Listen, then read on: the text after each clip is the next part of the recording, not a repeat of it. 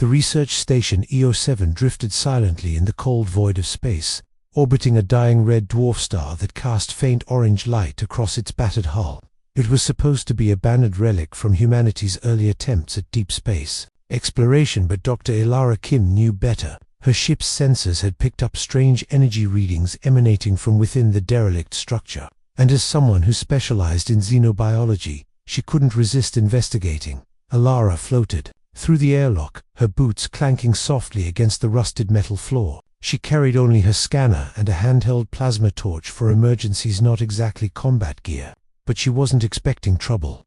After all, humans hadn't encountered intelligent extraterrestrial life in over 50 years, and even then, it ended poorly. Most alien species saw humanity as little more than pesky primitive creatures unworthy of their time or respect. As she moved deeper into the station, the eerie silence pressed down on her. Dust coated every surface, and broken panels hung limply from the walls like dead leaves. But something felt off. The hair on the back of her neck prickled, as if unseen eyes were watching her. Then, rounding a corner, she froze. There, embedded into the wall, was an object unlike anything she'd ever seen. It pulsed with soft, rhythmic bioluminescent light, shifting colors between deep violet and electric blue. Its shape defied logic's smooth curves twisted into impossible angles, making it seem alive rather than constructed. Ilara extended her scanner cautiously, but the device sputtered and died before giving any useful data. "What are you?"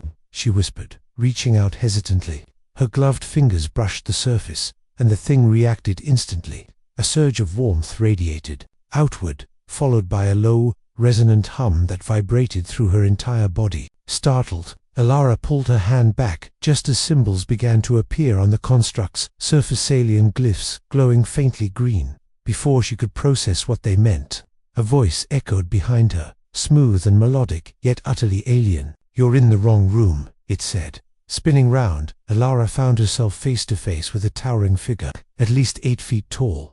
The being exuded an aura of calm authority. Its skin shimmered like liquid silver, reflecting the dim light, while elongated limbs ended in delicate, multi-jointed fingers. Most striking were its eyes, enormous black pools that seemed to contain galaxies within them. This was no ordinary scout or drone. This was clearly someone or something of great importance. I didn't mean to intrude," Ilara stammered, taking a step backward. Her heart pounded wildly in her chest, though she forced herself to remain composed. Fear would get her nowhere here. The alien tilted its head slightly, studying her with unnerving intensity. Then it smiled, a slow, enigmatic curve of its lips, and replied, "I know." For a moment, Ilara thought she might pass out. This wasn't how first contact was supposed to go. According to every protocol drilled into her during training, aliens should respond with curiosity or caution, not smug amusement, and certainly not act like they already expected her arrival. But before she could demand answers or run screaming for the nearest escape pod, the alien raised one slender hand and gestured toward the pulsating construct behind her. "That is not yours," it said simply. "And yet, you persist." "Persist?" Ilara echoed, confusion warring with indignation. "What does that even mean? Who are you?" The alien's smile widened ever so slightly. "I am called Syra, Queen of the Valith Dominion." The title rolled off its tongue with quiet pride, each syllable dripping with power. "And you, human, have stumbled upon something far beyond your understanding." Ilara swallowed hard, trying to steady her breathing. Whatever this Valith Dominion was, it sounded dangerous. Still, she refused to let fear consume her. Humanity might be small and insignificant compared to galactic empires, but they weren't powerless. They survived wars, plagues, and countless other disasters because of their resilience and because of people like her, willing to stand their ground when faced with the unknown. "So," Ilara said finally, squaring her shoulders despite the knot of dread in her stomach, "what happens now?" Syra regarded her for a long moment, her expression unreadable. Then, without warning, the construct flared brightly, bathing the corridor in blinding light. When Ilara blinked away the spots clouding her vision, she realized the alien queen was gone. In her place stood a shimmering portal, swirling with vibrant hues of gold and crimson. "You will see," came Syra's disembodied voice, echoing faintly through the chamber. "Step forward, human, prove to me why your kind deserves to exist." Elara stared at the portal, torn between terror and determination. Whatever lay beyond, she knew running wouldn't solve anything. Taking a shaky breath, she stepped through. On the other side, she found herself in a vast, crystalline cavern filled with towering spires of translucent material that refracted the light into dazzling rainbows. Strange creatures moved gracefully among the structures, their forms fluid and ethereal.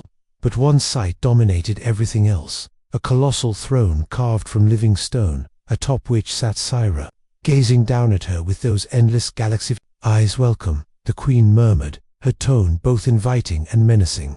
"Let us begin." And with that, the true mystery unfolded. Elara stood frozen at the edge of the crystalline cavern, her mind racing as she took in the alien surroundings. The air shimmered with an almost electric energy, and the creatures gliding past her seemed more like spirits than physical beings. Their translucent forms shifted colors subtly, blending seamlessly with the radiant environment. Yet none of them paid her any attention except for Syra, who sat regally on her towering throne.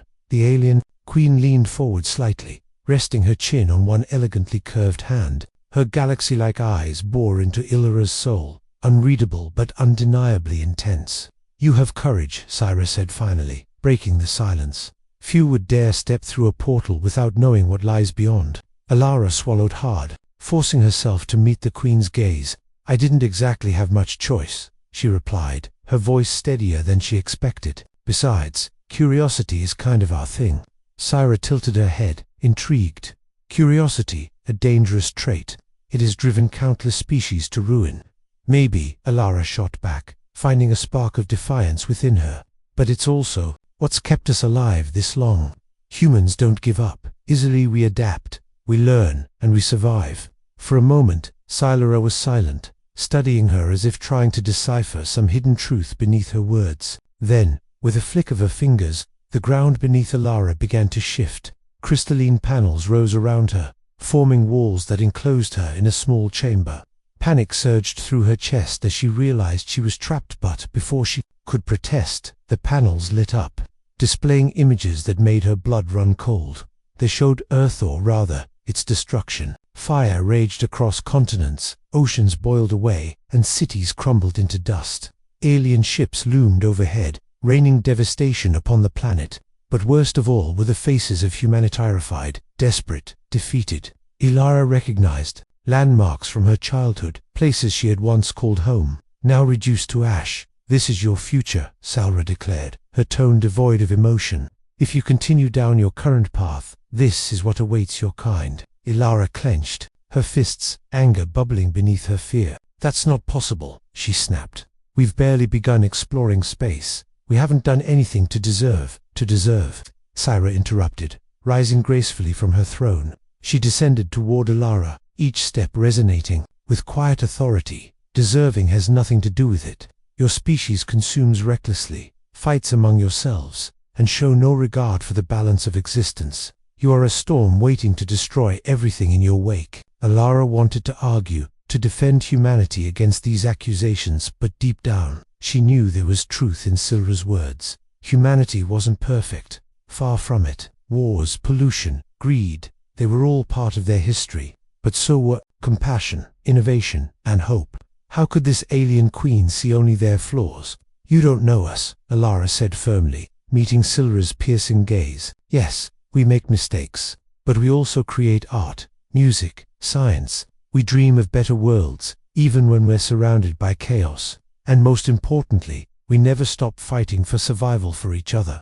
Syra paused, her expression softening, ever so slightly. For the first time since their encounter, Elara saw a flicker of doubt in those endless eyes. "Fighting," the queen murmured, almost to herself. "A futile endeavor, perhaps, yet admirable." Before Elara could respond, the walls of her crystal prison dissolved, leaving her standing alone in the cavern once more. The otherworldly creatures had vanished, and the atmosphere felt heavier, charged with tension. Syra gestured for her to follow, leading her deeper into the labyrinthine structure. They arrived at another chamber, this one dominated by a massive holographic display hovering above a circular platform.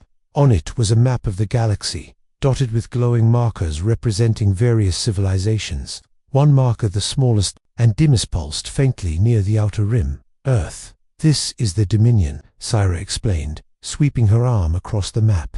Countless species, united under my rule. Each contributes to the greater whole, ensuring harmony and balance. Your planet, however, remains untethered, unaligned, a loose thread threatening to unravel the tapestry. And you think destroying us will fix that? Alara asked, incredulous. Isn't there another way? Syra regarded her thoughtfully. Perhaps, but such decisions require proof, not empty words. With a wave of her hand, the map vanished, replaced by a series of challenges displayed in glowing glyphs. Prove your worth, human. Show me why your kind deserves a place among the stars. Alara frowned, scanning the tasks before her. They ranged from solving complex puzzles to navigating treacherous simulations, each designed to test different aspects of intelligence, creativity, and resilience. While daunting, they weren't impossible, at least not for someone willing to try. I'll do it, Alara said, determination burning in her chest.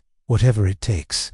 Syra smiled, a slow, calculating curve of her lips. Good. Begin. As Alara stepped onto the platform, the first challenge materialized before her, a swirling vortex of light and shadow, shifting unpredictably. Instinctively, she reached out, her fingers brushing against the vortex. To her surprise, it responded, stabilizing slightly as fragments of data streamed into her vision. It was unlike anything she'd encountered before, a blend of mathematics, language, and pure intuition. Behind her, Syra watched closely, her expression unreadable. For the first time in centuries, she found herself genuinely curious about the outcome.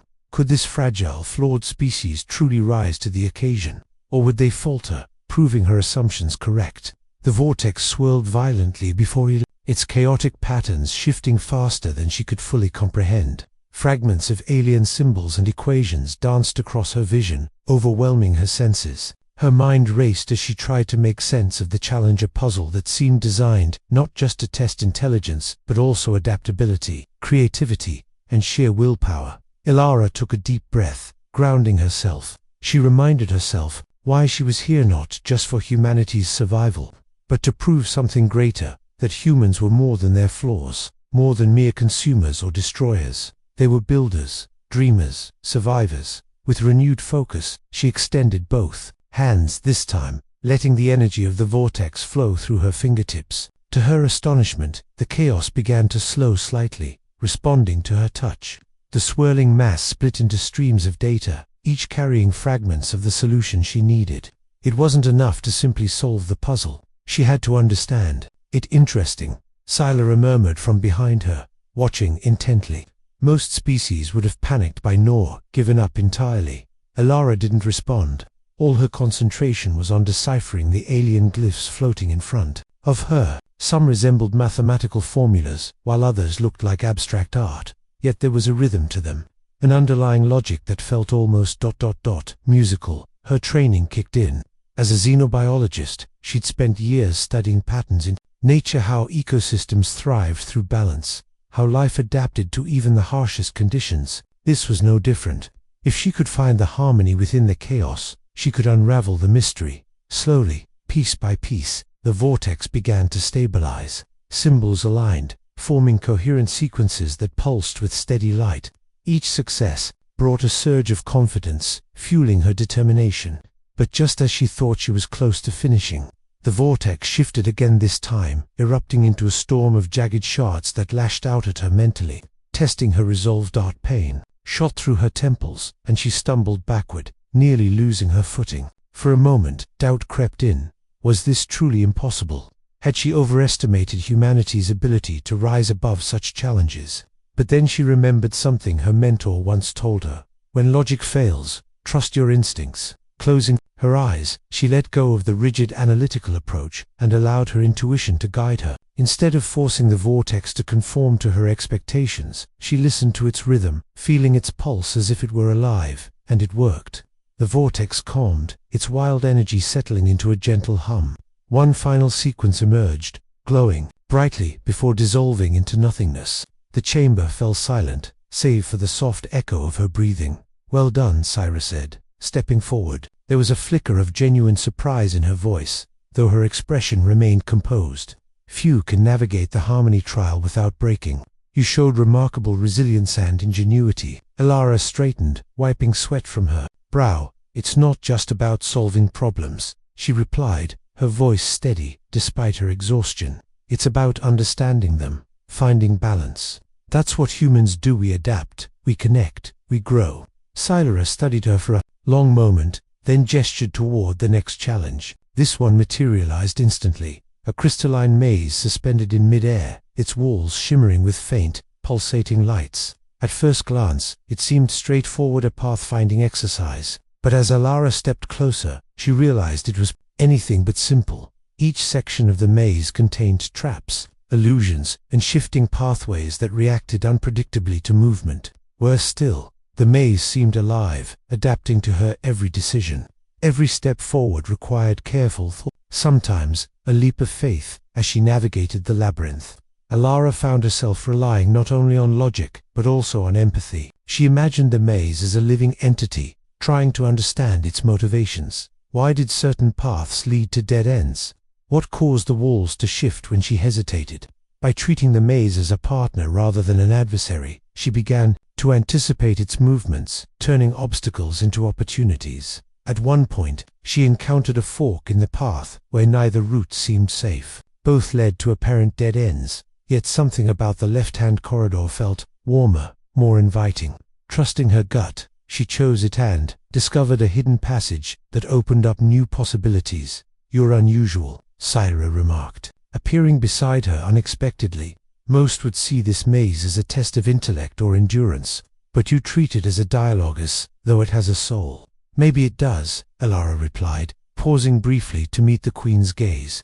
"We tend to underestimate things we don't understand. Maybe we should try listening instead of judging." Sylra's lips curved into the faintest hint of a smile. "A dangerous philosophy. Listening often leads to change. Change is rarely welcome." Before Alara could respond, the maze grew darker, its walls closing in around her. Panic threatened to take hold, but she forced herself to stay calm.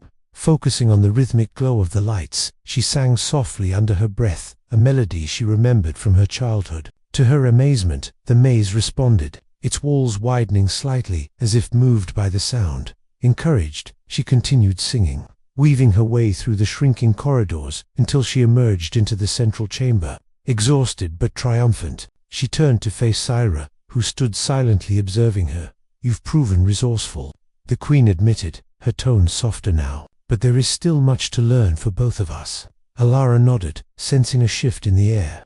For the first time, she felt a glimmer of hope. Perhaps Scylla wasn't as unmovable as she seemed. Perhaps humanity still had a chance. "Then teach me," Alara said firmly.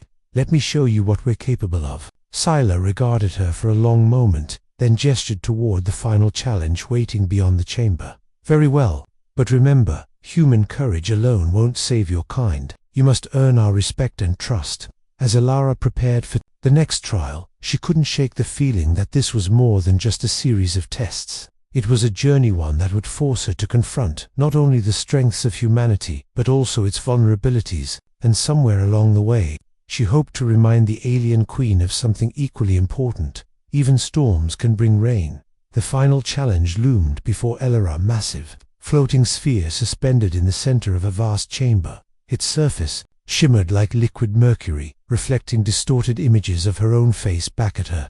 But as she approached, the reflections began to shift, morphing into scenes from humanity's past and present. Wars raged, cities burned, oceans choked with plastic, forests reduced to ash. But then, other images flickered through, art painted on cave walls, rockets lifting off into space, hands clasped in unity, children laughing under sunlight. Scylla stepped forward, her voice resonating with quiet authority. "This is the mirror of essence," she explained. "It shows not just what you are, but what you could become. Your task is simple. Confront your truth and shape it into something worthy." Alara hesitated, her heart pounding. This wasn't like the previous trials. There were no puzzles to solve or mazes to navigate. This was raw, unfiltered introspection laid bare for both her and the alien queen to witness. The weight of it pressed down on her chest, threatening to overwhelm her. Taking a deep breath, she reached out tentatively, her fingers brushing against the sphere's cool surface. Instantly, the chamber filled with sound, an orchestra of voices speaking in countless languages, overlapping and intertwining. They weren't alien tongues. They were human ones, echoing across time and space. Each voice carried fragments of stories, tales of triumph, loss, hope, despair. One voice stood out, a child's laughter, pure and untainted. It reminded Alara of her younger sister, Mira, who had died years ago in an accident that still haunted her dreams. Tears welled up in her eyes as memories flooded back, holding Mira's hand during hospital visits, promising her everything would be okay, even when she knew it wouldn't. That promise, the lie she'd told to comfort. Her dying sibling had stayed with her ever since, shaping her guilt and driving her relentless pursuit of knowledge. You carry burdens, Scylla observed softly, standing close enough now to see the tears streaming down Elara's face. They define you as much as your achievements. They don't define me, Alara whispered, though her voice trembled. I refuse to let them. The sphere reacted to her words, rippling violently before splitting into two halves. One side showed humanity at its worst: greed, destruction, cruelty. The other depicted humanity at its best: innovation, compassion, resilience. Both sides pulsed with equal intensity, locked in an eternal struggle. Scylla gestured toward the sphere. Choose. Which path will you embrace? Will you cling to your failures, or strive for redemption? Alara stared at the swirling images, feeling torn between despair and determination. She thought about all the times humanity had risen from the ashes after wars, plagues, natural disasters. They had rebuilt, learned, grown stronger. And yet, their flaws remained, stubborn and persistent. But perhaps that was the point. Humanity wasn't perfect, and maybe it never would be. But perfection wasn't the goal. Progress was. Every failure was a lesson, every wound a chance to heal. Even the darkest moments held seeds of light waiting to bloom. I won't choose, Alara said finally, her voice firm despite the storm raging inside her. Humanity isn't one thing or the other. We're messy, complicated, flawed, but we're also capable of incredible beauty. You can't separate the good from the bad, because they're part of the same whole. To her surprise, the sphere stilled, its chaotic energies calming, as if listening to her words. Slowly, the images merged into a single cohesive vision. Humans, working together, building bridges instead of walls, healing wounds instead of inflicting them. It wasn't utopia, it was real, imperfect, hopeful. For the first time, Scylla looked genuinely unsettled. Her galaxy-like eyes widened slightly as she studied the transformed sphere. You see yourselves not as victims of fate, but as creators of it, she murmured, almost to herself. Such audacity, such defiance. Alara nodded, wiping away her tears. That's who we are.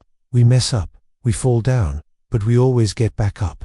We fight not because we think we'll win every time, but because giving up isn't an option. A long silence stretched between them, broken only by the faint hum of the sphere. Then, without warning, the chamber shifted again. The walls dissolved into starlight, revealing a breathtaking view of the galaxy beyond. Billions of stars twinkled in the infinite void, each one representing a civilization under Sylra's dominion. This is the Dominion, the Queen said quietly, sweeping her arm across the vista. Order, balance, harmony. For centuries, I have maintained this equilibrium, ensuring no single species disrupts the greater whole. And where do humans fit into that? Alara asked, her gaze fixed on Earth's dim marker near the outer rim. That, Scylla replied, turning to face her, is what I must decide. Before Alara could respond, the ground beneath her feet trembled. A new presence entered the chamber, towering figure clad in shimmering armor, flanked by several smaller beings. Unlike Scylla, whose elegance exuded calm authority, this newcomer radiated aggression. His eyes glowed crimson, and his voice boomed like thunder. Queen Scylla, he growled, bowing slightly but clearly unimpressed. Your indulgence with this creature grows tiresome. Humanity poses a threat to our order. They must be dealt with swiftly. Alara stiffened, recognizing hostility when she saw it.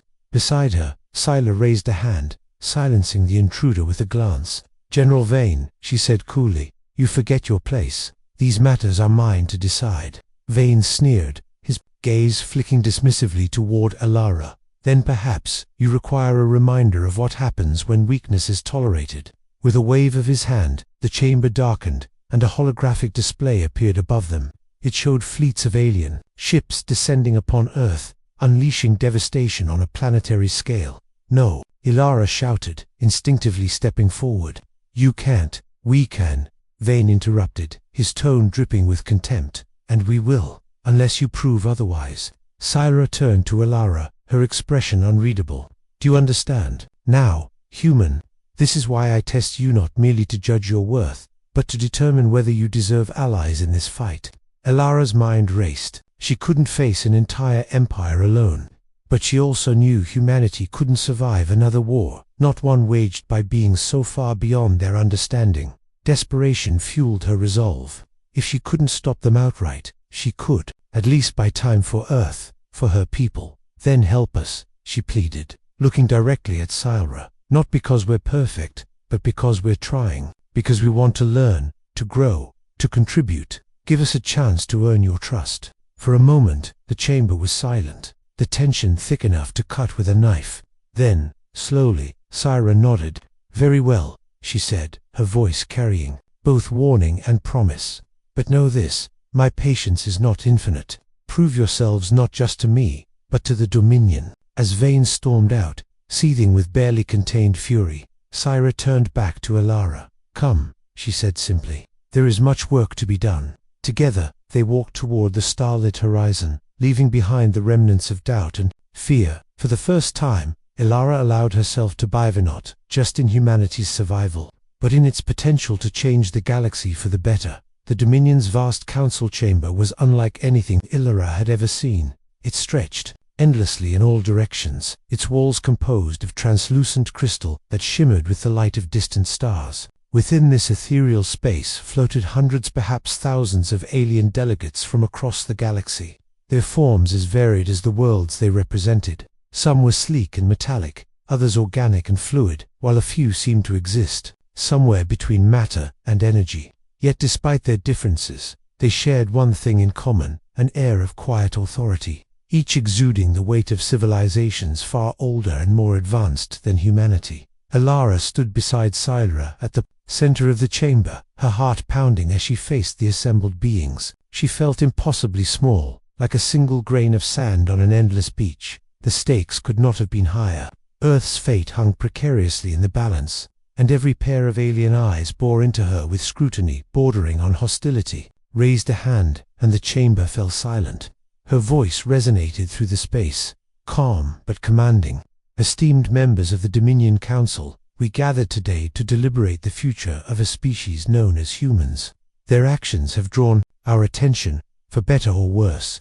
Before us stands Dr. Ilara Kim, who has undergone trials designed to reveal the essence of her kind." A ripple of murmurs spread among the delegates, some curious, others dismissive. One particularly imposing figure, hulking creature with obsidian skin and glowing blue veins, spoke up, his voice deep and rumbling.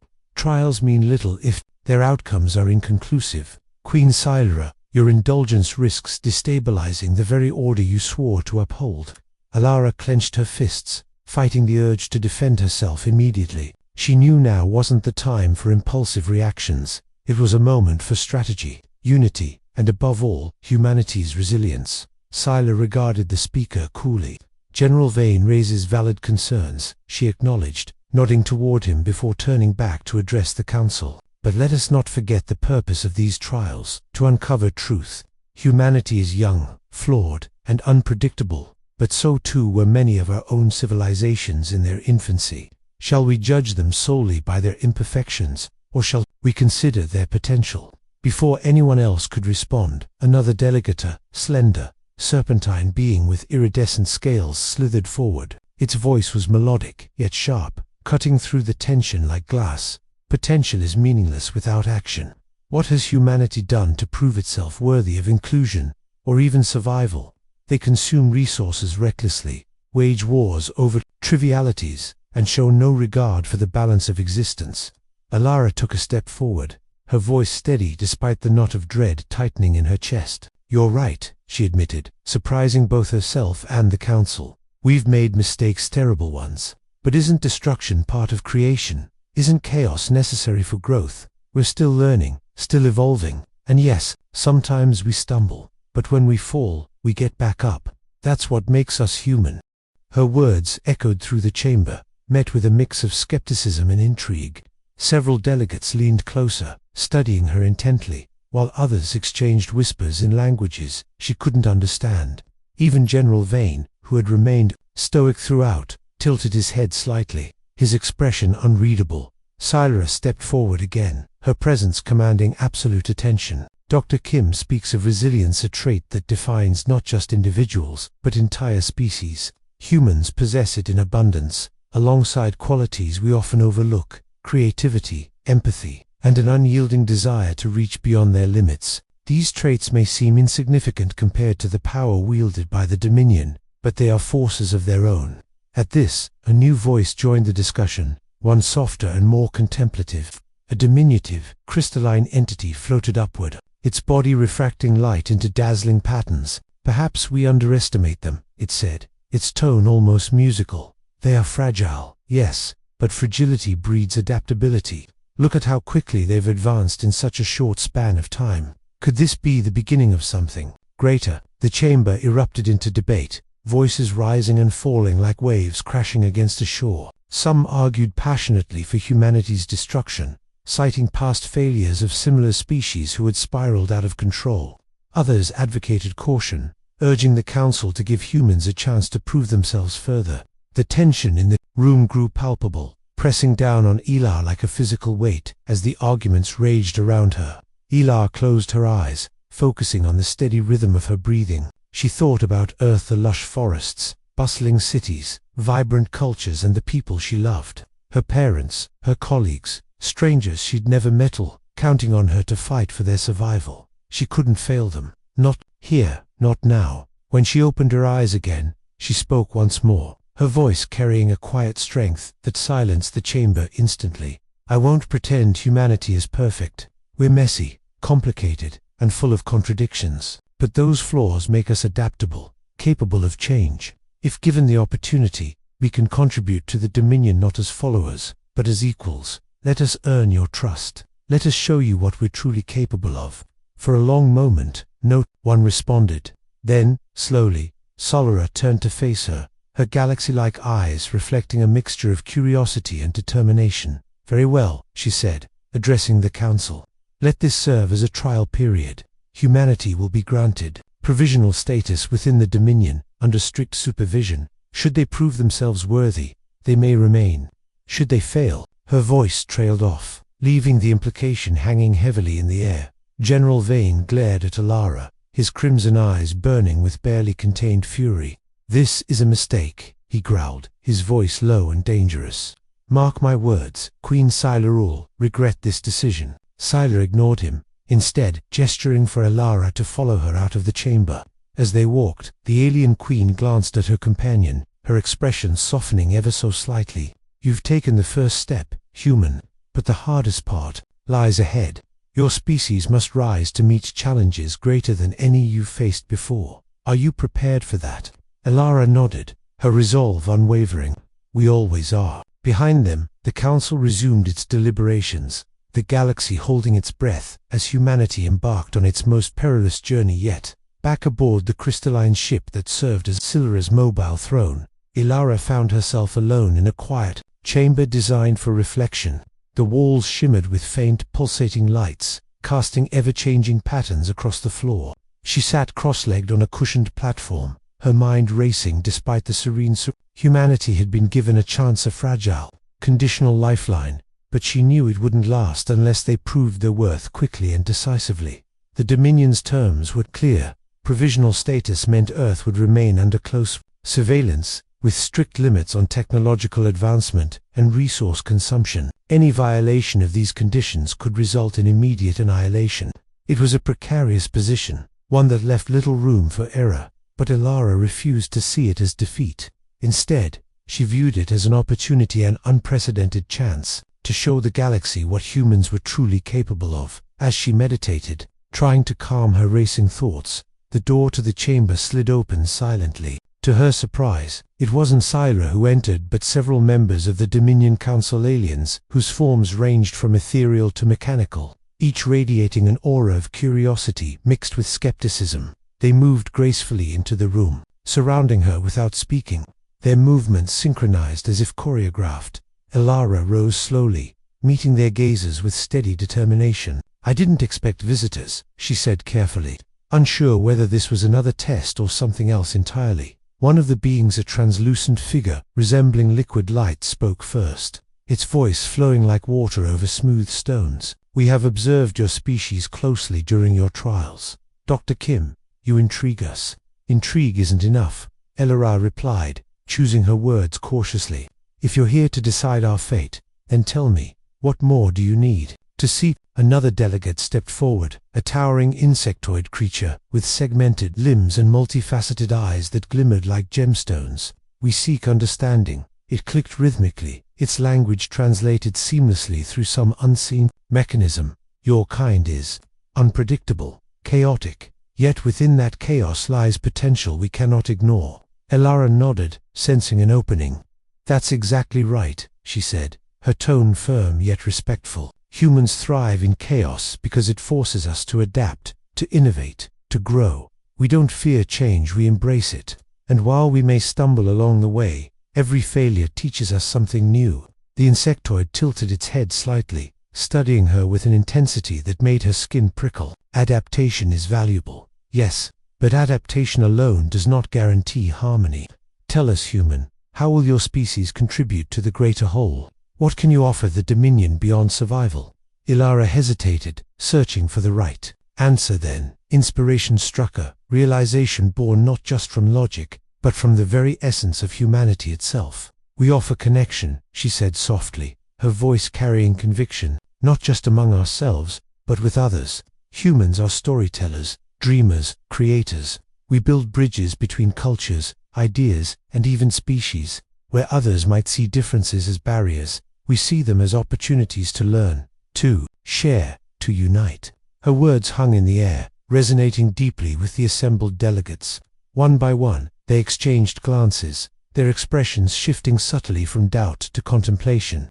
Even General Vane, who had materialized silently at the edge of the group, seemed momentarily taken aback. Syra entered the chamber then, her presence commanding instant attention. She surveyed the scene with quiet satisfaction before addressing the council. "Dr. Kim speaks truthfully," she said, her melodic voice cutting through the tension. "Humanity's greatest strength lies not in their power, but in their ability to connect with each other, with the universe, and perhaps someday, with us."